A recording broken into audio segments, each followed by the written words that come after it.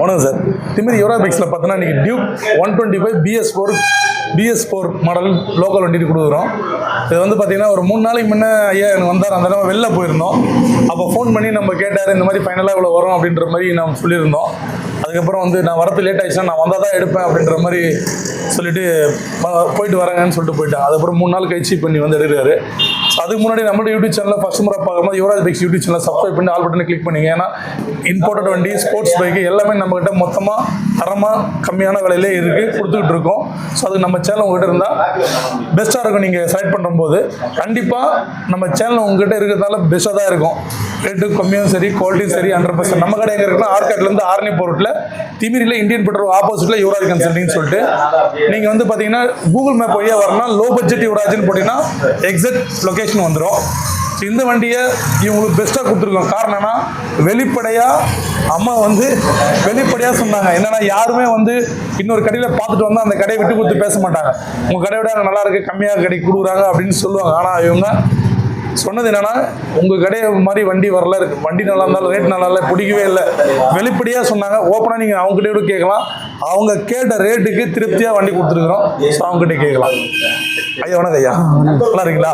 பரவாயில்ல ஐயா. எல்லாமே சொல்லிட்டு போயிட்டு திரும்பி வர மாட்டாங்க. நீங்கள் திரும்பி வந்து நீங்கள் சொல்லியிருக்கீங்க, சொல்லுங்கள் ஐயா.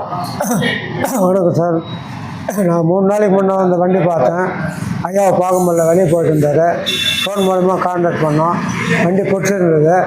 3 நாளுக்கு நான் வெளியே வேலையெல்லாம் சுற்றிக்கிட்டு வண்டி பிடிச்சதுனால அவர்கிட்ட வந்து பேச செஞ்சோம்.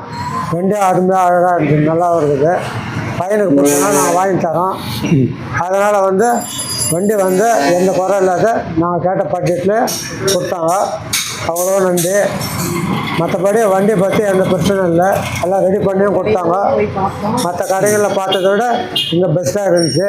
அதனால் வந்து சார்கிட்ட நாங்கள் வண்டியை திருப்தியாக வாங்கிட்டு போகிறோம்.